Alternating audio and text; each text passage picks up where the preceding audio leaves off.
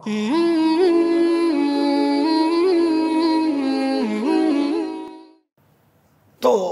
আল্লাহ পাকের থেকে কাটে। তো আল্লাহর থেকে সম্পর্ক ছিন্নকারী যে এক নম্বর হলো কে? শয়তান। সে শয়তান কি হইতে পারে? জিন্ন হইতে পারে, ইনসানও হইতে পারে। আচ্ছা, ইনসান শয়তানে কি করে? শয়তান কাকে বলে? আমি যাব নামাজ পড়তে, বলতেছে কি, এ ভাই একটু চা খেয়ে যা। বসে আমার নিয়ে কি গল্প শুরু করে দিছে। ওই গল্প করতে করতে আমার তকবিরুলে কি ছুটে গেল, নামাজ এক রাকাত মসবুক হয়ে গেলাম, আমার জামাতি ছুটে গেল। এটা কি মানুষ না শয়তান? দেখি শয়তান। সে আমাকে আটকাই রেখা, আরে একটু বসো একটু বসো, অথচ আজান দিছে, আমি মসজিদে রওনা হয়েছিলাম। এইরকম যদি কারো সঙ্গে দেখা হয়ে যায়, যেমন শয়তানের ব্যাপারে তুমি লা হাওলা পড়ো, ওর ব্যাপারেও লা হাওলা পড়ো, রবরও কি লা হাওলা পড়ো। তো আল্লাহর থেকে চিহ্ন করে যে প্রথম শত্রু, সে হলো কে? শয়তান। এই শয়তান থেকে বাঁচার জন্য উপায় কি? এর চিকিৎসা কি?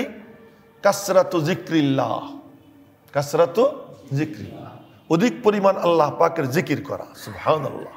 আল্লাহর জিকির যে করে, তো হাদিসে কুদসি জনাবে মুহাম্মদুর রাসূলুল্লাহ সাল্লাল্লাহু আলাইহি সাল্লাম বলেন, আনা মাআল আবদি মা তাহাররাকাত বি শাফাতাহ।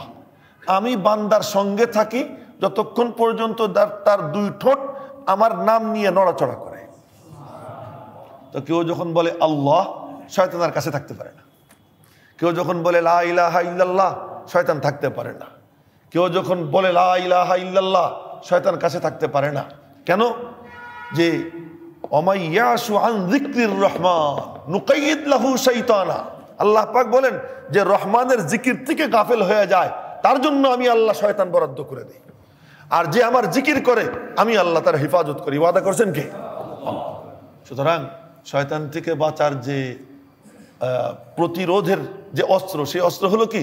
কাসরাতু যিকরিল্লাহ, অধিক পরিমাণ আল্লাহ পাকের জিকির করা। মনে থাকবে, এক নম্বর জিনিস যেটা আল্লাহর থেকে আমাকে ছিন্ন করে, সেটা হলো কে? শয়তান।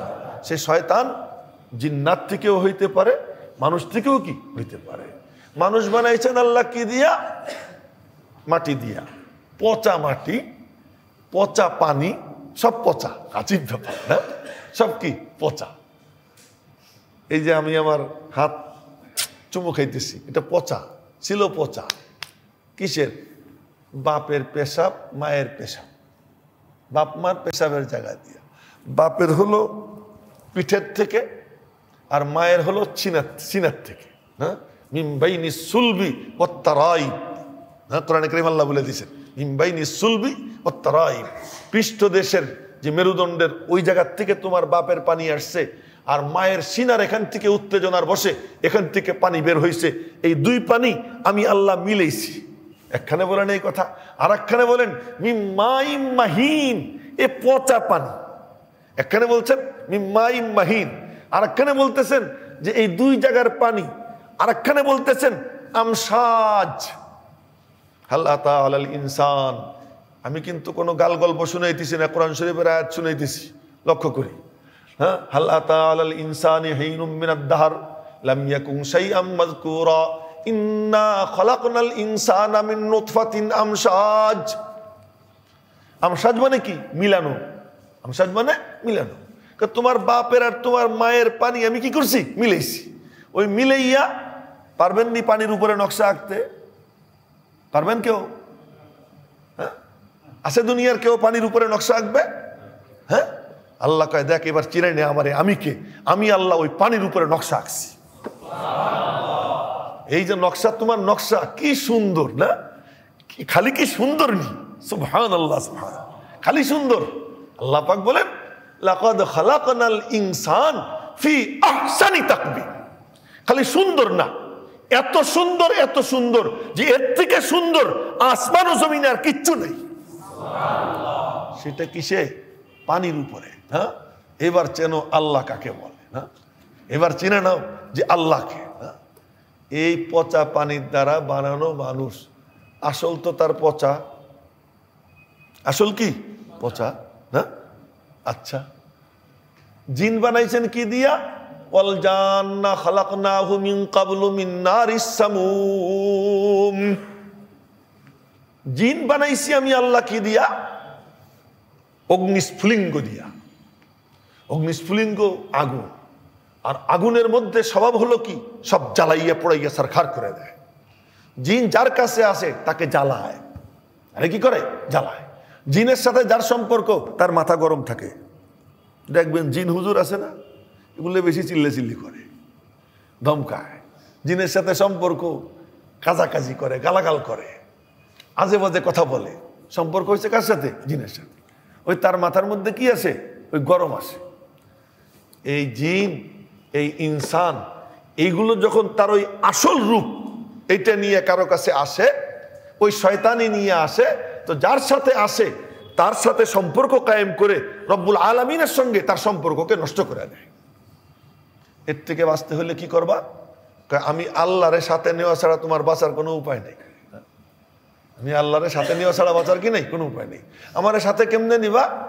তোমার ঠোঁটটার জিহ্বা নাড়াও, তুমি বলো আল্লাহ, তুমি বলো লা ইলাহা ইল্লাল্লাহ, তুমি বলো আমার আল্লাহ আমাকে দেখতেছেন, ওয়া হুয়া মাআকুম আইনামা কুনতুম, তুমি যেখানেই থাকো আমি আল্লাহ তোমার সঙ্গে আছি, আমি আল্লাহ তোমার কাছে আছি। কত কাছে? কত কাছে? অনাহনু আকরাবু ইলাইহি মিন হাবলিল ওয়ারিদ, তোমার গর্দানের শাহরাগ তোমার যত নিকটে, তার থেকেও আমি আল্লাহ তোমার নিকটে আছি। এরপরে বলতেছেন ওয়ানাহনু আকরাবু ইলাইহি মিনকুম। কি কথা আল্লাহ পাকে দেন! ওয়ানাহনু আকরাবু ইলাইহি মিনকুম, তুমি তোমার যত কাছে আমি তার থেকেও তোমার কাছে, তুমি তোমার যত নিকটে তার থেকেও আমি তোমার নিকটে। আমার ইয়াদকে তাজা করো, আমার জিকিরকে তাজা করো। তুমি যত আমার জিকির করবা আমি আল্লাহ তোমার সঙ্গে থাকবো, আমি তোমার মুহাফিজ হব। আল্লাহ যার নেঘাবান হয়ে যায়, আল্লাহ যার নেগ্রান হয়ে যায়, তারে ধ্বংস করে এমন শক্তি আছে কার? এই জন্য আল্লাহকে সঙ্গে নেওয়ার উপায় যে ওরে দেখা যায় না। শয়তান কি দেখা যায়? হ্যাঁ, ওই শয়তানটা কি দেখা যায় না? মানুষ শয়তান তো দেখা যায়, কিন্তু জিন শয়তান কি দেখা যায়? যারে দেখা যায় না তার মোকাবেলা করবা তুমি কি দিয়া? তোমার তীর দিয়া, তরবারি দিয়া, কিচ্ছু দিয়ে তোমার পক্ষে মোকাবেলা করা সম্ভব না। আর মানুষ শয়তান যে শয়তানিটা করে, শয়তানি দেখা যায় না, মানুষ কিন্তু দেখা যায়। কারণ তার যে দুর্বিসন্ধি, তার যে শয়তানি, তার মনের মধ্যে যে কু চিন্তা, এটা তো আর আপনি দেখতেছেন না। সে তো উপরে খুব ভালো ব্যবহার করতেছে, না? খুব ভালো ব্যবহার করতেছে, আপনাকে আতিথ্য দিচ্ছে, আপনাকে আপ্যায়ন করতেছে, কিন্তু তার মনের মধ্যে কি যে শয়তানি, এটা আপনি দেখতেছেন না। সুতরাং এর থেকে বাঁচার উপায় কি? তুমি বলো আল্লাহ, যে আল্লাহ অদৃশ্য, তিনিই পারেন এই অদৃশ্য শয়তানকে দমন করতে। এই জন্য আমাদের এক নম্বর যে আল্লাহর থেকে সম্পর্ক ছিন্ন করে যে শয়তান, এই শয়তান থেকে বাঁচতে হলে কি করব? কাসরাতু যিকরিল্লাহ, বেশি বেশি আল্লাহর জিকির করব। মনে থাকবে? এক নম্বর। দুই নম্বর আল কাতিউ আনিল্লাহ, আল্লাহর থেকে সম্পর্ক ছিন্নকারী দুই নম্বর হলো নফস। দুই নম্বর হলো কি? নফস। তো নফস এটা কি? এই নফস আমার আপনার কথা পরে হযরত ইউসুফ আলাইহিস সালাম, না, জলিলুল কদর নবী,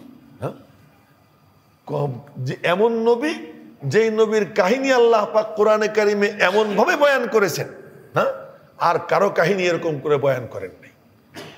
আর কোন ঘটনা সম্পর্কে আল্লাহ পাক বলেন নাই যে ঘটনা বলবো। কিন্তু ইউসুফ আলাইহিস সালামের কাহিনী বলার আগে বলতেছেন নাহনু নাকুসু আলাইকা আহসানাল কসস, যে আমি তোমার কাছে সেরা কাহিনী বর্ণনা করতেছি।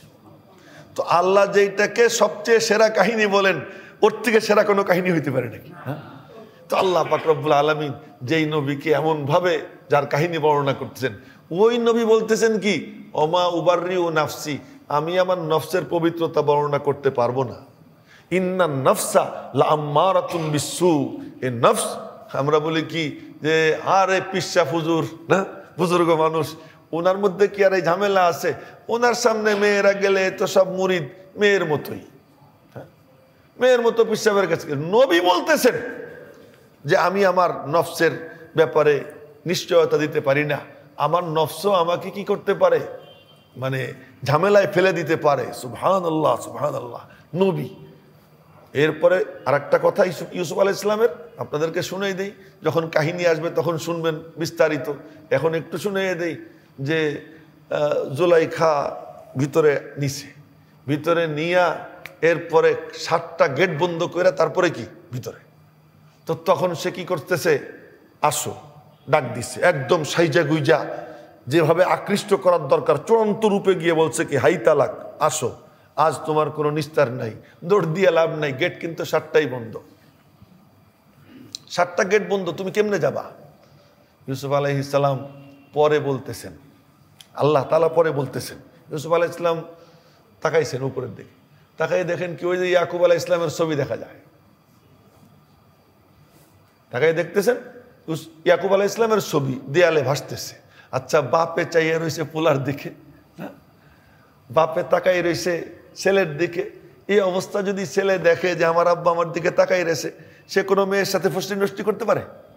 আরো বাপকে নবী, আরো বাপকে নবী, আবার তিনিও কি নবী।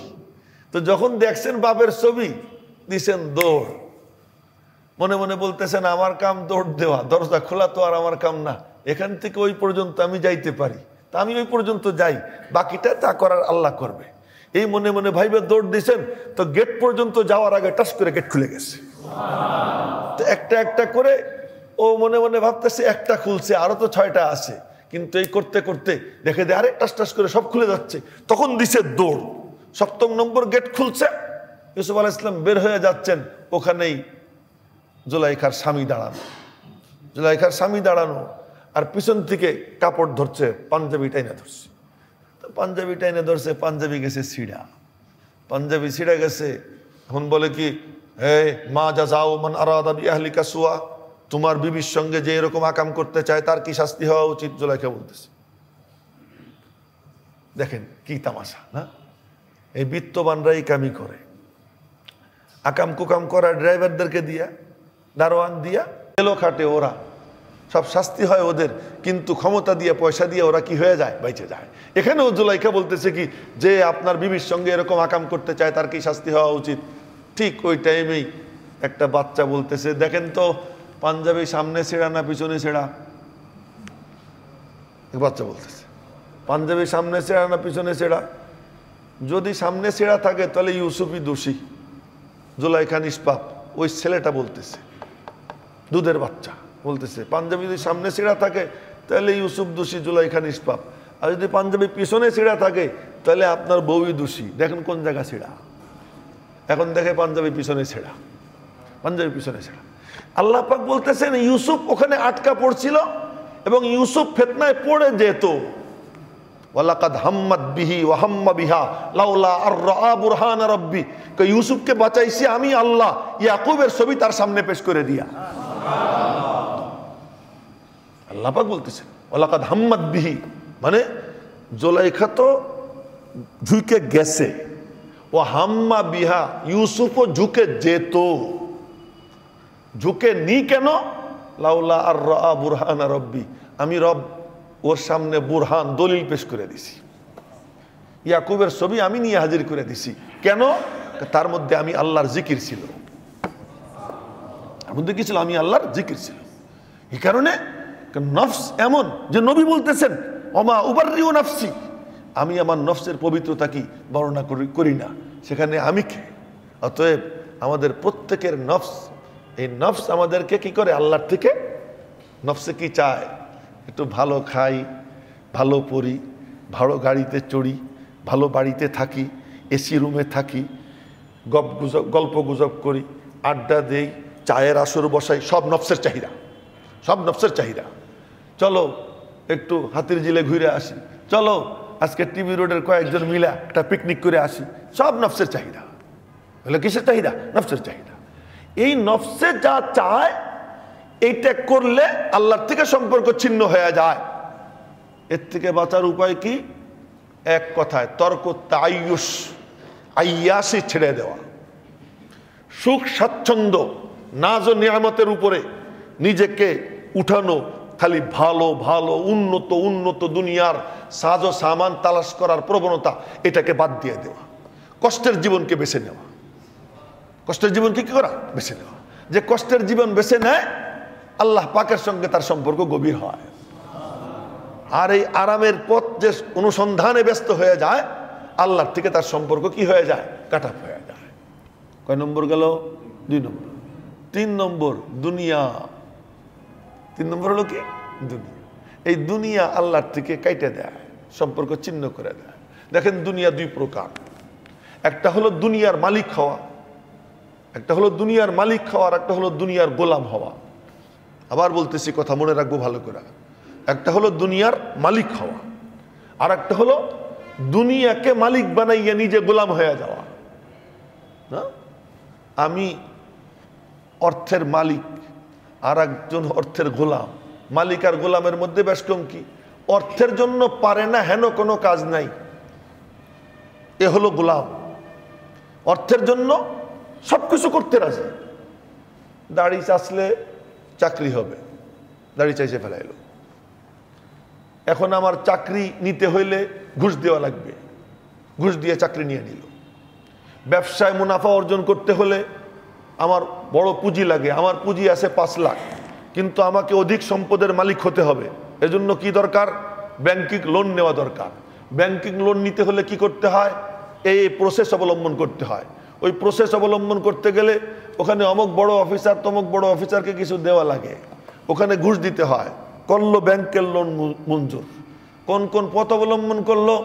ঘুষ, সুদ, সব রাস্তা উন্মুক্ত করতেছে কি? অধিক সম্পদের মালিক হবে।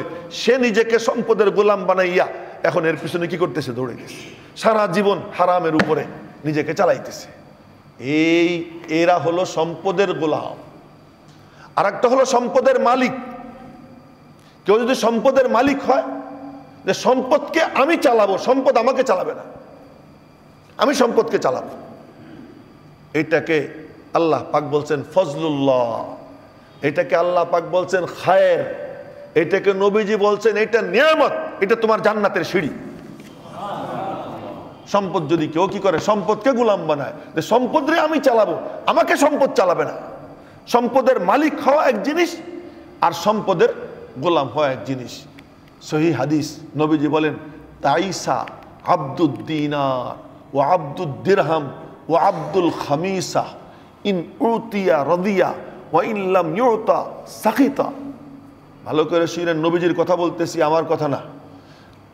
তাইসা ওয়ান তাকাসা ওয়া ইদা শিকা ফালান তুকিসা তুবা লি আবদিন আখিদিন বিইনানি ফারাসিহি ফি সাবিলিল্লাহ। নবীজি বলেন ধ্বংস দেরহাম দিনারের গোলাম, মালিকের ধ্বংসের বদদুয়া নবীজি করেন নাই। কার ধ্বংসের বদদুয়া করছেন? যে ধ্বংস হয়ে গেছে সে যে দেরহাম দিনারের কি হয়েছে? গোলাম হয়েছে। টাকা পয়সার যে গোলাম হয়ে গেছে, ওই গোলামের উপরে কি অভিশাপ। এই জন্য ভাই, দুনিয়া হালাল উপায়ে উপার্জন করেন। কে নিষেধ করছে আপনাকে? হালাল উপার্জন করে হালাল পথে কি করেন? ব্যয় করেন। নবীজি বলেন ফানিমাল মাউনাতু হুয়া, ওই সম্পদ তার জন্য জান্নাতের সিঁড়ি। ওই সম্পদ তার জন্য জান্নাতের সিঁড়ি। টাকা না হইলে মসজিদ করবো কেমনে? টাকা না হইলে আল্লাহর রাস্তার মুজাহিদদেরকে সাহায্য করবো কেমনে?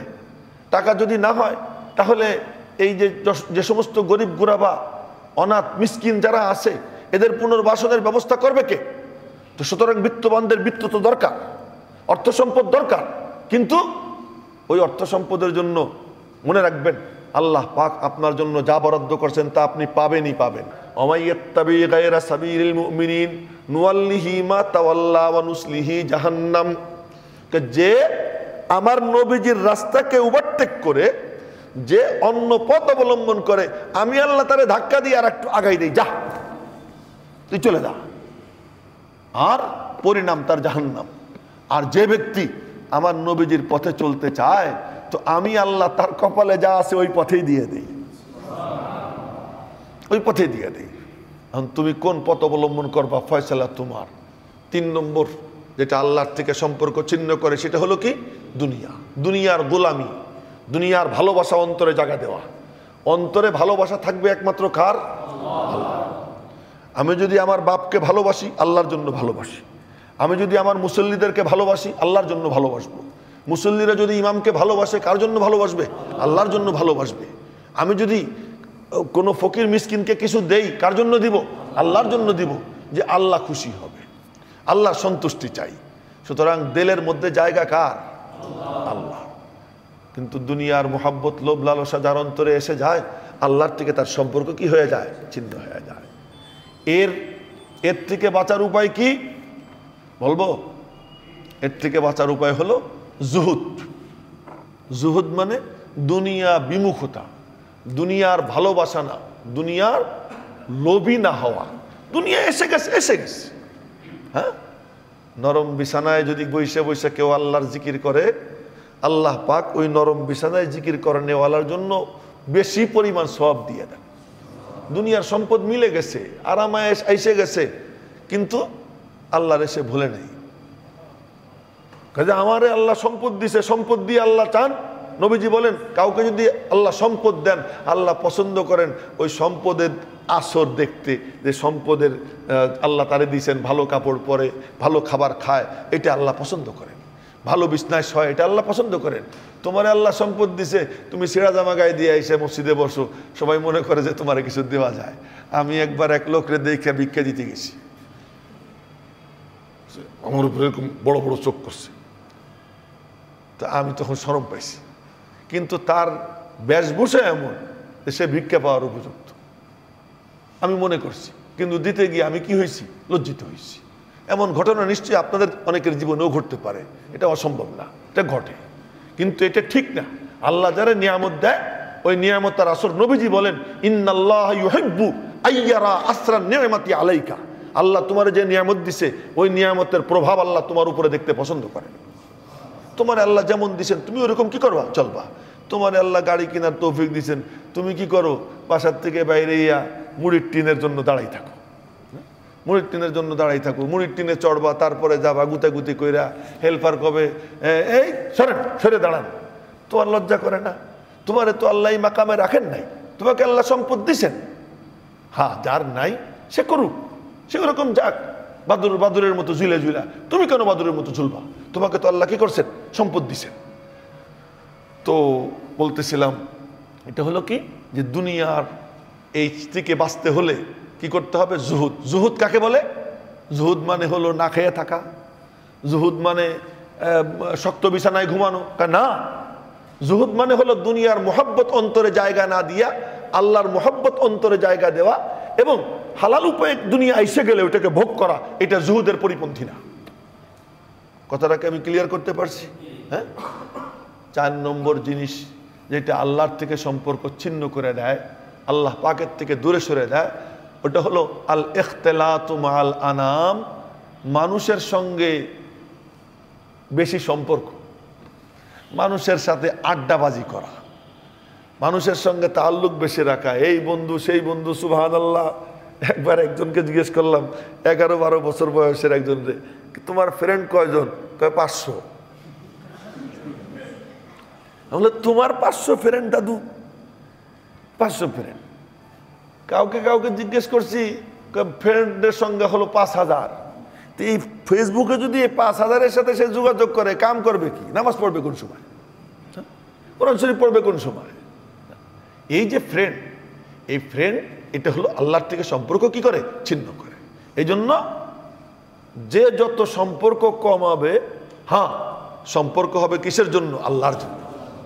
কেউ যদি আল্লাহর জন্য সম্পর্ক গড়ে, তাহলে কিয়ামতের দিন আল্লাহ পাক বলবেন, এই আমার দিকে তাকাইয়ে কারা পরস্পরকে ভালোবাসতে আয়, আজ আমি তাদেরকে আমার আরশে আজিমের নিচে ছায়া দান করবো। ওইদিকে তাকাইয়া সম্পর্ক গড়ো।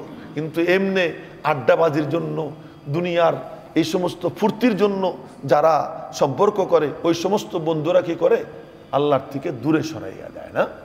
এই 4 জিনিস যা আল্লাহর থেকে দূরে সরায়, 4টার চিকিৎসা কি? প্রথম নম্বর শয়তান, তার চিকিৎসা হলো কাসরাতু যিকরিল্লাহ, অধিক পরিমাণ আল্লাহর জিকির। 2 নম্বর হলো নফস, এই নফসের যেই কাণ্ড কারবার, এর থেকে বাঁচার উপায় কি? আরাম আয়েশ যত কম কইরা পারা যায়, হ্যাঁ, যত কম করে পারা যায়। 3 নম্বর যেটা আল্লাহর থেকে সম্পর্ক ছিন্ন করে, সেটা কি? দুনিয়া। এর থেকে বাঁচার উপায় কি? দুনিয়া বিমুখতা। দুনিয়ার মহব্বত অন্তরে জায়গা না দেওয়া। 4 নম্বর, অতিরিক্ত বন্ধু বান্ধব, ফালতু বন্ধু বান্ধবের সাথে কি রাখা, সম্পর্ক রাখা, ফ্রেন্ডশিপ বেশি বানানো, বেশি ফ্রেন্ড বানানো। এর থেকে বাঁচার উপায় কি? সম্পর্ক কি করা, ছিন্ন করা। এই 4 কাজ যে করবে, এই কোরআনে কারীম সহজে তাকে আল্লাহর সঙ্গে জুড়ে দেবে। মনে থাকবে তো? তো কোরআনে কারীমের তাফসীর আমরা শুনবো, আমি আপনাদের সামনে কিছু কথা বলবো। এটা কি মাকসাদ কি? আল্লাহ যেন আমারে আপনারে আল্লাহর সঙ্গে জুড়ে দেয়। ওই জোড়ার পথের অন্তরায় যেগুলো, সে অন্তরায়গুলো হলো এই আজকে বললাম। আল্লাহ পাক যেন আমাদেরকে এর থেকে বেঁচে থাকবার তৌফিক দান করেন। আমিন।